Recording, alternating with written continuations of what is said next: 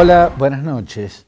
A esta altura de la tensión interna, la supuesta grieta que divide al oficialismo y al gobierno nacional, la grieta que deja en una vereda a Cristina Kirchner y el kirchnerismo y en otra vereda a Alberto Fernández y su gabinete, o un sector cada vez más pequeño de su gabinete, a esta altura de esa situación tan extraña y compleja, corresponde preguntarse hasta qué punto la pelea que estamos viendo es realmente una pelea. Creo que a esta altura corresponde al menos plantear otra hipótesis.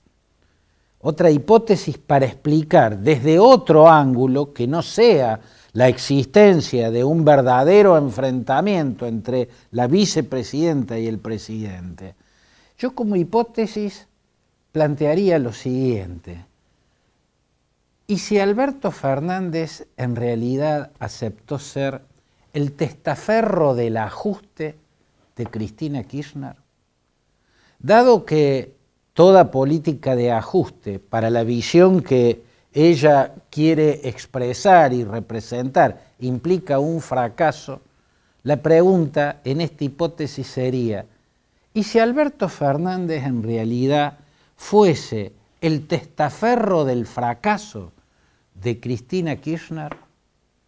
Lo planteo a modo de hipótesis, porque hay aspectos de esta contienda que permiten sospechar de que la misma sea real, permiten por lo menos sospechar. Yo me pregunto, por ejemplo, ¿por qué Alberto Fernández le entregó en bandeja la cabeza de tantos altos funcionarios tan apreciados por él, apreciados como funcionarios y apreciados desde el afecto, incluso desde la amistad? ¿Por qué no le entrega también la cabeza que tanto reclama Cristina Kirchner, que es la del ministro de Economía Guzmán? ¿Por qué a los otros los entregó y a este no?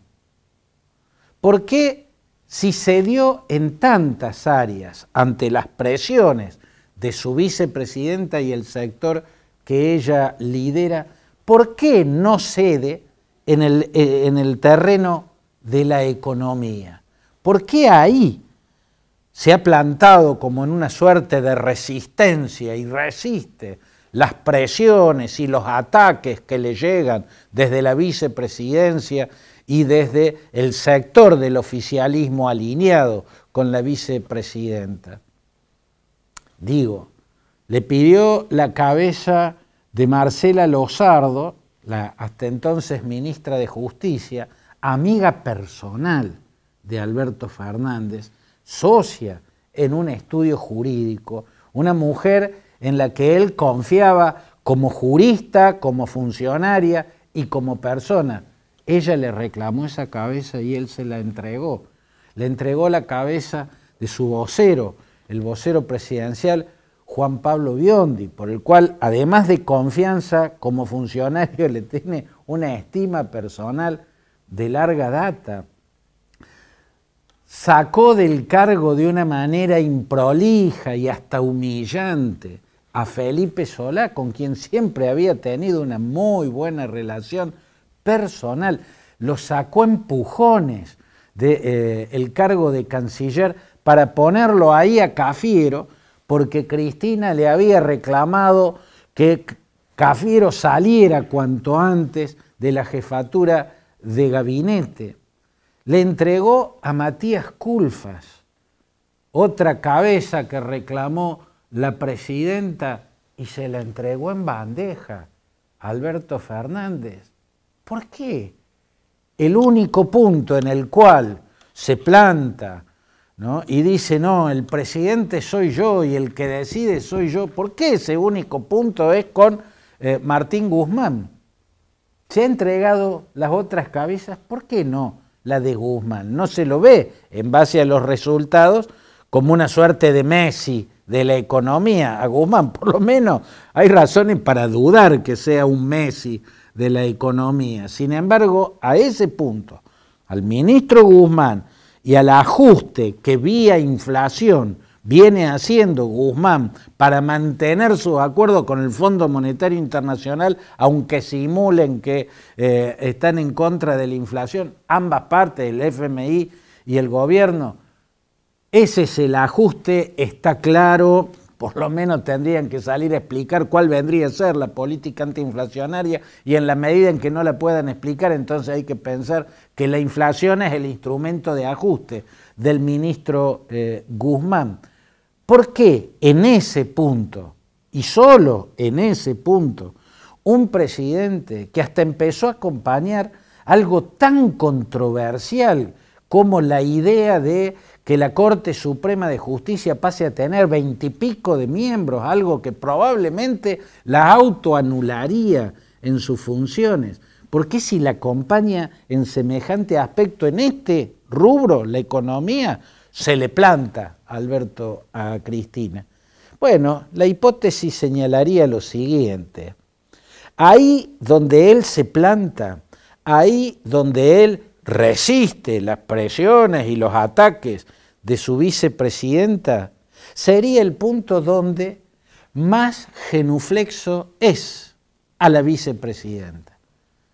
La genuflexión no está en las cabezas que le entregó, la genuflexión estaría en la cabeza que no entrega y en la política que defiende, la cabeza de Guzmán y la política económica del ajuste vía inflación que está empobreciendo a la sociedad argentina y que mantiene por lo menos en calma al FMI.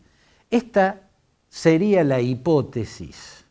En realidad, según esta hipótesis, no existe tal resistencia de Alberto a Cristina en el terreno de la economía, existe un acting, una actuación.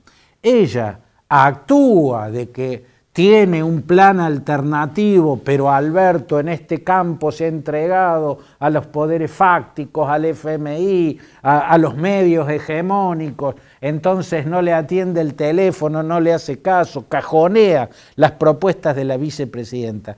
Según esta hipótesis, la vicepresidenta sabe que no tiene un plan para revertir la situación actual. Sabe o acepta el ajuste como única medida, el acuerdo con el fondo como única posibilidad, aunque simule todo lo contrario. Pero no quiere aparecer asumiendo esa aceptación, es la asunción de un fracaso. En lo que ella expresa políticamente se supone que debe tener otros instrumentos para manejar la actual situación. Aceptar el ajuste de Guzmán es aceptar el fracaso de la idea que ella representa.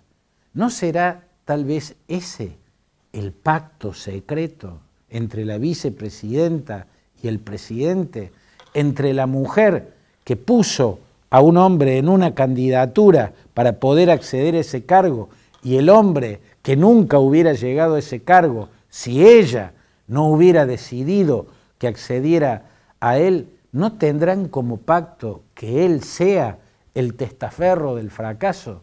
Yo creo que vale planteárselo a esta altura de tantas tensiones y de tanto enfrentamiento en el seno de un mismo gobierno. Vale planteárselo, al menos como hipótesis.